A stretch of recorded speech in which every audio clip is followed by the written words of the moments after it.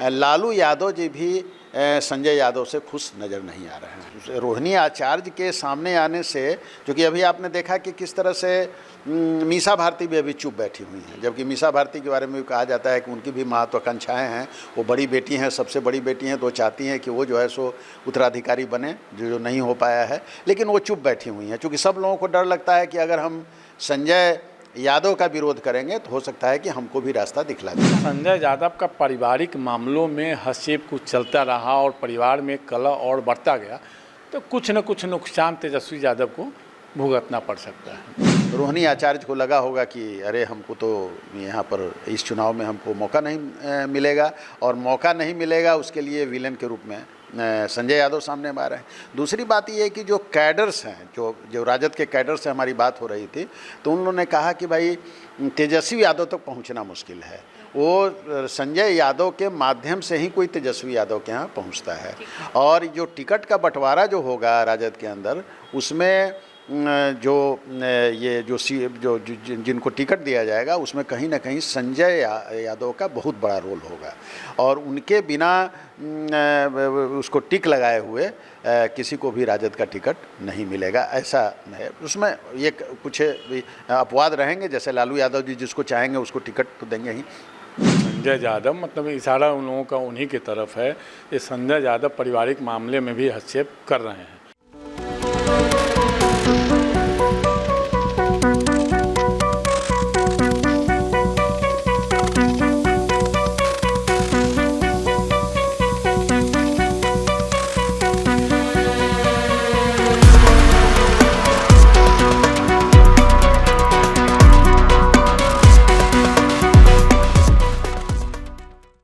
नमस्कार, मैं निशा श्री आप तमाम दर्शकों का स्वागत करती हूं फर्स्ट लुक बिहार में, जहां हम देखते हैं खबरें जो जानना ज़रूरी है। और जो बिहार की सबसे चर्चित राजनीतिक पार्टी है लालू प्रसाद यादव की पार्टी, वो आज भी बिहार की विधानसभा चुनाव में जो है वो अपनी जो जगह है वो बनाई हुई है, चाहे उसको कितना भी कोई अनदेखा करें। उनके परिवार के अंदर में ही अभी जितनी खलबली चल रही है वो भी एक अलग ही सुर्खियां बटोरे हुए है, चाहे उनके दोनों बेटों के बीच में मतभेद हो, तेज प्रताप यादव या तेजस्वी यादव, या फिर उनके पार्टी से जो राज्यसभा के सदस्य हैं उनको लेकर, या फिर उनकी बेटियां वो भी चर्चा में बनी रहती हैं, और जिसमें कि मीसा भारती तो चर्चा में रहती हैं, और अभी रोहिणी आचार्य जिनका नाम हम काफ़ी बार सुनते रहते हैं, उनका भी नाम आ रहा है, और वो राजनीतिक रूप से अब सोशल मीडिया पे एक्टिव दिखाई दे रही हैं। तो क्या है इस पूरी एक्टिविटी का मकसद, और रोहिणी आचार्य अगर राजनीतिक रूप से एक्टिव हो रही हैं तो क्या हो सकता है इसका बैकग्राउंड, क्या है उनकी मंशा? इस पूरी बात को बताने के लिए हमारे साथ स्टूडियो में उपस्थित हैं राजनीतिक विश्लेषक प्रोफेसर अरुण कुमार सिंह, और साथ में उपस्थित हैं हमारे वरिष्ठ पत्रकार रविंद्र कुमार सिंह जी। तो पहले इस मसले को समझते हैं कि क्या है, और पहले जानते हैं कि क्या है मामला ये रोहिणी आचार्य के फेसबुक या सोशल मीडिया ट्वीट को इतना ज़्यादा राजनीतिकरण क्यों किया जा रहा है। जानते हैं इससे पहले हमारे प्रोफेसर अरुण कुमार सिंह से। देखिए, ऐसा है कि बिहार में जो चुनाव है उसमें मुख्य प्लेयर एनडीए और महागठबंधन या यूपीए आप जो भी कह लें, या इंडी गठबंधन है, और उसमें जो प्रमुख दल हैं एनडीए की ओर से भारतीय जनता पार्टी और जदयू है, और वहाँ जो इंडी गठबंधन है उसमें राष्ट्रीय जनता दल है। तो निश्चित रूप से राष्ट्रीय जनता दल के अंदर जो राष्ट्रीय जनता दल जो परिवार राष्ट्रीय जनता दल को चलाता है, जिसमें सबसे सुप्रीमो जो हैं वो लालू प्रसाद यादव जी हैं, जिन्होंने उस पार्टी को बनाया है, उस पार्टी को सींचा है, और जिनका प्रभाव है बिहार की जनता पर, और ख़ास करके यहाँ के मुसलमानों पर और यहाँ के जादुओं पर। ये दो कास्ट जो है, जो कि दोनों कंस्टिट्यूट करता है करीब करीब 36-37% वोट, उस पर उनका प्रभाव है, इसमें कहीं कोई दो मत नहीं है। और उन्होंने घोषणा किया है कि हमारे जो पुत्र होंगे, छोटे पुत्र तेजस्वी यादव, वही हमारे उत्तराधिकारी होंगे। तो नेचुरली तेजस्वी यादव से जुड़ी कोई बात होगी अगर, तो वो चर्चा में आएगी, और निश्चित रूप से जब सोशल मीडिया का ज़माना है तो सोशल मीडिया में जब बात आ जाएगी तो निश्चित रूप से उस पर चर्चा होगी, और चर्चा हो रही है।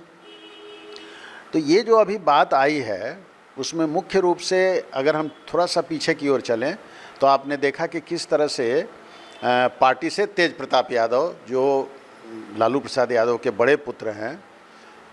उनको पार्टी से अलग किया गया। वो विधायक भी हैं, मंत्री भी रह चुके हैं, लालू यादव के स्टाइल में वो बोलते भी हैं, लेकिन उनको पार्टी से अलग कर दिया गया। और ठीक है कि उनको उनकी विधायकी को रद्द करने की बात नहीं की गई और वो विधायक बने हुए हैं, लेकिन पार्टी से अलग हैं। पार्टी से 6 साल के लिए उनको निष्कासित कर दिया गया हुआ है। देखिए, वो बार बार जयचंद की बात कहते हैं। अभी नाम उन्होंने कभी डिस्क्लोज पब्लिकली नहीं किया है, लेकिन जो सोर्स हैं वो बताते हैं कि जो जयचंद की चर्चा वो करते हैं उसमें कहीं ना कहीं तेजस्वी यादव के निकट के लोगों पर उनका इशारा होता है। अब उस इशारे को सब लोग समझते हैं कि भाई जो हरियाणा के संजय यादव हैं, वो सब लोग जानता है कि वो जो है सो एक तरह से रणनीतिकार हैं राष्ट्रीय जनता दल के, और सलाहकार हैं तेजस्वी यादव के, और तेजस्वी यादव का उन पर काफ़ी भरोसा है, और तेजस्वी यादव ने उनको राज्यसभा भी भेजा है, जबकि वो हरियाणा के रहने वाले हैं, लेकिन बिहार से वो राज्यसभा में भी वो काफ़ी वर्षों से वो उनके साथ हैं। लेकिन कहीं ना कहीं राजद के अंदर और परिवार के अंदर भी, देखिए पारिवारिक पार्टियां जो होती हैं उसमें परिवार में ये सब टसल होते हैं, ये स्वाभाविक है। कांग्रेस में भी आप देख रहे हैं कि किस तरह से एक ग्रुप है जो सोनिया गांधी का ग्रुप है, एक दूसरा ग्रुप जो है वो राहुल गांधी का बड़ा ग्रुप है, और इसी तरह से वो जो क्या नाम है उनकी बहन है उनका, प्रियंका वाड्रा गांधी जो हैं उनका भी ग्रुप है। तो यहाँ भी वो बात आती है। तो उसमें जो मुख्य रूप से अभी जो सवाल आपने किया है वो ये हुआ है रोहिणी आचार्य का, क्योंकि रोहिणी आचार्य का कंट्रीब्यूशन है। उन्होंने अपने पिता को किडनी दिया है, और नेचुरली ये बहुत बड़ा सेक्रीफाइस है कि किडनी देके, और आज जो लालू यादव जी स्वस्थ हैं वो उन्हीं के कारण स्वस्थ हैं। तो उनका जो, हालांकि उन्होंने डायरेक्ट नहीं किया, एक आलोक कुमार नाम के राजद के सिंपैथाइजर हों या राजद के सदस्य हों, उन्होंने एक पोस्ट डाला जिसमें उन्होंने आपत्ति की कि जो रथ तैयार हुआ है जिससे तेजस्वी यादव पूरे बिहार में इस चुनाव में घूमेंगे, उस रथ की अगली सीट पर संजय यादव बैठे हुए हैं, और इसी पर आलोक कुमार का विरोध आया है कि वो जो सीट है उस पर या तो लालू यादव का बैठना अच्छा लगता है लोगों को, उनके जो कैडर्स हैं उनको, नहीं तो तेजस्वी यादव का बैठना अच्छा लगता है। उसमें कोई दूसरा आदमी बैठे जो सलाहकार हो, जो उसको मतलब कि एक रणनीतिकार हो, उसको ये नहीं शोभा नहीं देता है कि वो उस सीट पर बैठे। और इसी को फिर रीपोस्ट या शेयर करना जिसको कहते हैं, उसको रोहिणी आचार्य ने किया है। तो निश्चित रूप से ये मसला एक अभी जो चुनाव का जो माहौल है और उसमें इस तरह की बात जो उठी है, तो उसके प्रभाव पड़ेंगे। और उसका जो ये सबसे बड़ा कारण जो है ये रोहिणी आचार्य के सामने आने से, क्योंकि अभी आपने देखा कि किस तरह से मीसा भारती भी अभी चुप बैठी हुई हैं, जबकि मीसा भारती के बारे में भी कहा जाता है कि उनकी भी महत्वाकांक्षाएँ हैं। वो बड़ी बेटी हैं, सबसे बड़ी बेटी हैं, तो चाहती हैं कि वो जो है सो उत्तराधिकारी बने, जो नहीं हो पाया है, लेकिन वो चुप बैठी हुई हैं, क्योंकि सब लोगों को डर लगता है कि अगर हम संजय यादव का विरोध करेंगे तो हो सकता है कि हमको भी रास्ता दिखला दिया जाए। लेकिन ये सामने में आई हैं, और ये लालू यादव की जिस तरह से बड़े लड़के होने के नाते माँ जो हैं सो तेज प्रताप यादव को बहुत चाहती हैं, राबड़ी देवी जी, उसी तरह से पिता भी, चूँकि किडनी उन्होंने दिया है इसलिए पिता भी बहुत उनके साथ काफ़ी अच्छा भाव रखते हैं, और इसीलिए छपरा से पार्लियामेंट्री कंस्टिट्यूंसी से उनको टिकट भी मिला था और बहुत कम वोटों से वहाँ से चुनाव हारी थी। तो उनका ये कहना जो है, निश्चित रूप से ऐसा लग रहा है कि कहीं ना कहीं लालू यादव जी भी संजय यादव से खुश नज़र नहीं। आगे इस बात कर लेते हैं कि क्या ये जो अभी बातचीत हुई है पूरी, और रोहिणी आचार्य का जिस तरह से सोशल मीडिया पे एक्टिव हुई हैं, तो जो हमारे वरिष्ठ पत्रकार हैं रविंद्र कुमार सिंह जी, हम आपसे जानना चाहेंगे, आपका पत्रकारिता का बहुत पुराना अनुभव रहा है, आपने देखा है उस कार्यकाल को भी, और अभी जब इस तरह का सोशल मीडिया पोस्ट आता है तो क्या संदेश जाता है लालू परिवार या राजद की तरफ? जी, सबसे पहले तो जहाँ तक रोहिणी आचार्य की बात है, तो रोहिणी आचार्य की जितनी भी हम तारीफ करें कि उन्होंने लालू यादव जी के 8 पुत्र पुत्रियां हैं, जिसमें रोहिणी आचार्य ने ही उनको जीवन दान देने का प्रयास मतलब की और अपना किडनी तक दे दी, जबकि उम्र उनका बहुत कम है। तो एक बहुत सराहनीय कदम उठाई अपने पिता के लिए, जैसे ऐसा बढ़ चढ़ करके मतलब अपना किडनी दान दे देना एक बहुत बड़ी बात है। अब सवाल है, यह मामला तो है पारिवारिक, लेकिन पारिवारिक से अब बाहर इसलिए है कि एक बड़े राजनीतिक परिवार की बात है और लालू यादव की विरासत संभालने की बात हो रही। तो विरासत तो एक तरह से माने तो तेजस्वी यादव को सौंप ही दिया गया है। वैसे उस परिवार में आप देखेंगे तो 8 पुत्र पुत्री में 9 पुत्र पुत्री में 4 राजनीति में सक्रिय रूप से हैं। एक तो बड़े बेटे तेज प्रताप हैं, फिर तेजस्वी यादव हैं, इसके बाद रोहिणी आचार्य और मीसा भारती भी। तो बीच में यह चला था जो मतलब मीसा भारती और तेजस्वी यादव में विरासत की लड़ाई मतलब हुई, उसमें एक तरह से सौंप दिया गया तेजस्वी यादव के हाथों में ही बागडोर। हालांकि मीसा भारती भी अभी सांसद हैं, रोहिणी आचार्य भी चुनाव लड़ी लेकिन काफ़ी कम मतों से चुनाव हारी थी, और बड़े बेटे जो उनके तेज प्रताप यादव हैं वो भी विधायक हैं और मंत्री भी रह चुके हैं। अब सवाल यह उठ रहा है कि घर में किसी तीसरे का हस्तक्षेप। तो राजनीति में जिस तरह से अभी तेजस्वी यादव देख रहे हैं, मुख्यमंत्री एक तरह से मुख्यमंत्री के दावेदार के रूप में जैसे बिहार में आगे उभर रहे हैं, तो हर कोई राजनीतिक जो बड़े राजनीतिक होते हैं एक अपने राजनीतिक सलाहकार के रूप में किसी न किसी अपने विश्वासी लोगों को रखते हैं। उसी विश्वासी लोगों में से एक संजय यादव का नाम आ रहा है, जो है तो हरियाणा के, लेकिन उनके करीबी चाहे जिस कारण से करीबी हो, एक रणनीतिकार के रूप में वो काम कर रहे हैं। लेकिन इधर जो देखा जा रहा है, जैसे रोहिणी आचार्य, मीसा भारती, इन लोगों का, तेज प्रताप का जो प्रकरण देखिएगा उसमें कहीं ना कहीं हस्तक्षेप कुछ पारिवारिक मामलों में भी उनका दिख रहा है, जिसके कारण यह भड़ास निकल करके सामने आया है। तो उस भड़ास में अब देखिए जैसे किसी तेज प्रताप यादव को परिवार से ही बाहर कर दिया गया, रोहिणी आचार्य आखिर कुछ न कुछ अंदर ही अंदर चल रहा है जिसके कारण वे अपना भड़ास निकाल रही है। ठीक है, मीसा भारती अभी चुप्पी साधे हुए, लेकिन मीसा भारती भी हस्तक्षेप करना चाह रही थी पहले, लेकिन अभी चुपचाप है क्योंकि वो सांसद हैं। तो अगर इसी तरह से संजय यादव का पारिवारिक मामलों में हस्तक्षेप कुछ चलता रहा और परिवार में कलह और बढ़ता गया, तो कुछ न कुछ नुकसान तेजस्वी यादव को भुगतना पड़ सकता है। जी। तो ये लगता है कि तेजस्वी यादव को इस तरह की जो बयानबाजी है, पार्टी के अंदर का ही जो मतभेद है, इससे हो सकता है कि राजद को, महागठबंधन को जो है आगामी चुनाव में नुकसान झेलना पड़े। इससे 2 सवाल मेरे मन में आते हैं। प्रोफेसर अरुण कुमार सिंह की तरफ बढ़ते हैं कि क्या किडनी के बदले सीट या कोई राजनीतिक महत्वाकांक्षा वाली बात इससे नज़र आ रही है? और दूसरी बात ये कि अभी कुछ ही दिन पहले जब वोट अधिकार रैली निकाल रहे थे पूरे महागठबंधन की तरफ से, तब तेजस्वी यादव पीछे बैठे थे, वो मुद्दा नहीं बना, लेकिन अभी बस में उनके फ्रंट सीट पे उनकी ही पार्टी के लोग बैठे, तो अब ये मुद्दा बन रहा है। क्या कहेंगे? नहीं, ऐसा है कि एक राजनीतिक परिवार में अगर कोई लड़की जिसने अपने पिता को किडनी भी दिया है और छपरा का वो चुनाव भी लड़ चुकी हैं पार्लियामेंट का, अगर उनकी इच्छा है कि वो किसी असेंबली में जाएं, वो डायरेक्ट चुनाव में भाग लेके बिहार विधानसभा के सदस्य बने, तो इसमें हमको लगता है कि कोई आश्चर्य की बात नहीं होनी चाहिए, ये स्वाभाविक चीज़ है। लेकिन कहाँ कठिनाई है, जो राजद के कुछ लोगों से जो मेरी बातचीत हुई, मैं उसकी पुष्टि नहीं करता हूँ कि वो लोग कितना सही जानकारी हमको दे रहे थे,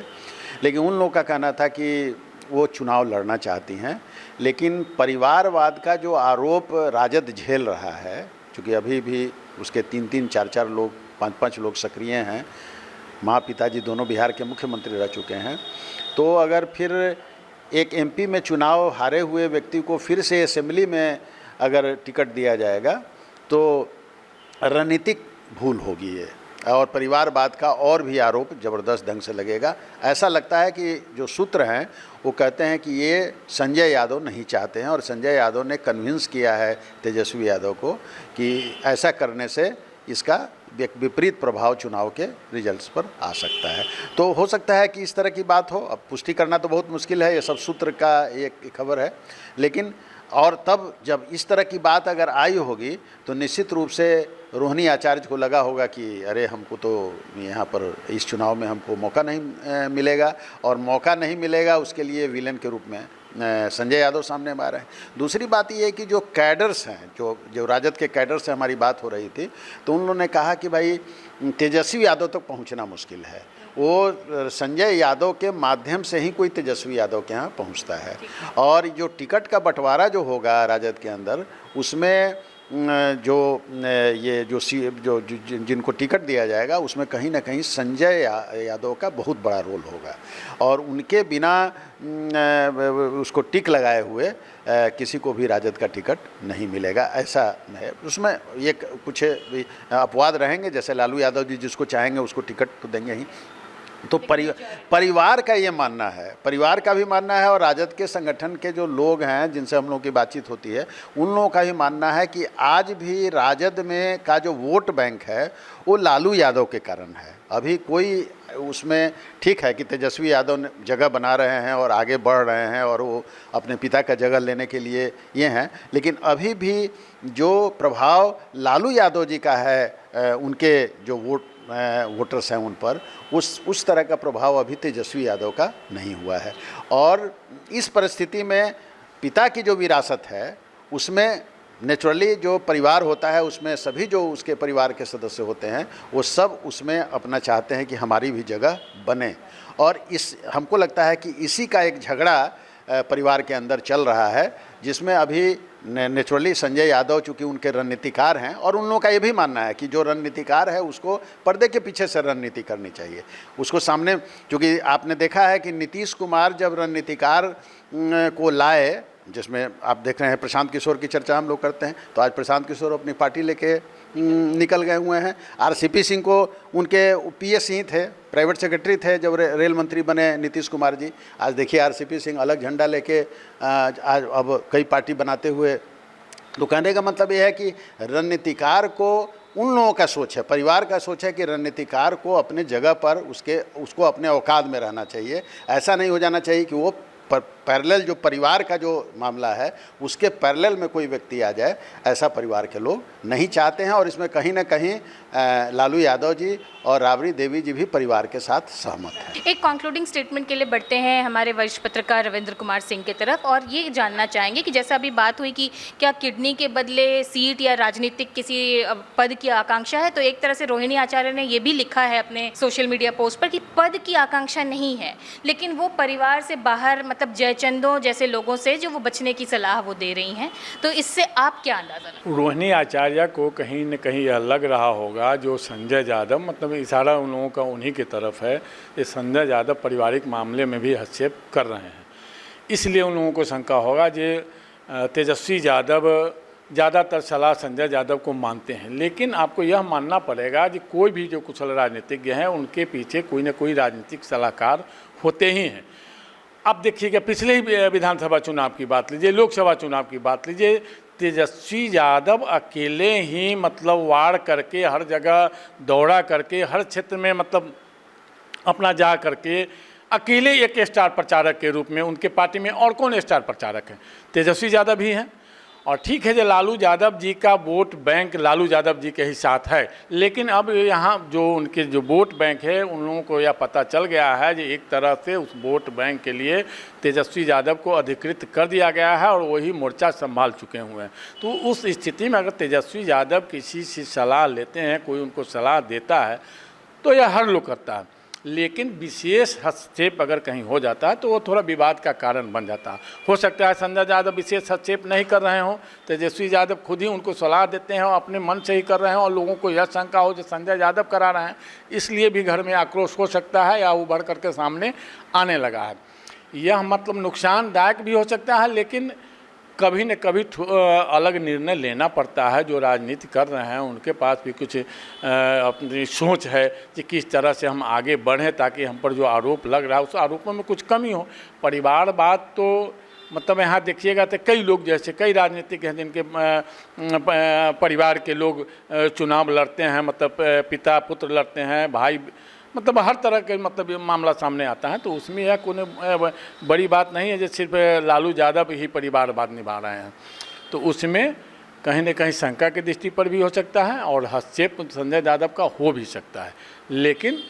फिर हम यही कहेंगे जो कोई भी राजनीतिक जो कुशल राजनीतिक होते हैं उनके सलाहकार निश्चित रूप से होते हैं, उनका एक वार रूम होता है जिसमें कई मतलब राजनीतिक योजनाएँ बनाई जाती है जिस पर लोग काम करते हैं। तो ये तमाम बातें हुई और ये जो अभी हमने चर्चा की है ये बिहार के आगामी विधानसभा चुनाव से जुड़ी एक महत्वपूर्ण पार्टी जो राजद है उसकी आपसी मतभेद को लेकर के हमने ये बात की। और इसमें जो हमारे जो वक्ता हैं, जो विशेषज्ञ हैं, उनका यही कहना है कि जो पार्टी और राजनीति है वो डायनेस्टिक पॉलिटिक्स यानी जो राजशाही पॉलिटिक्स चलती थी उससे अलग है और इसकी जो कुछ बातें हैं वो सोशल मीडिया में आने से पहले बहुत सारे फिल्टर्स के माध्यम से गुजरनी चाहिए, क्योंकि जब इस तरह की बातें आती हैं तो कहीं ना कहीं राजनीतिक रूप से वो उस पार्टी को कमज़ोर करती हैं। अभी के लिए हम इस चर्चा को यहीं पर देते हैं विराम। आगे जो भी अपडेट्स होगा इस सिलसिले में वो आपको हम देते रहेंगे और इस बारे में बात करने के लिए हमारे जो विशेषज्ञ हमारे साथ स्टूडियो में मौजूद हैं उनको हम बहुत बहुत धन्यवाद देंगे। और इसी के साथ इस कार्यक्रम को अब यहीं पर समाप्त करते हैं। आप देख रहे थे फर्स्ट लुक बिहार। धन्यवाद।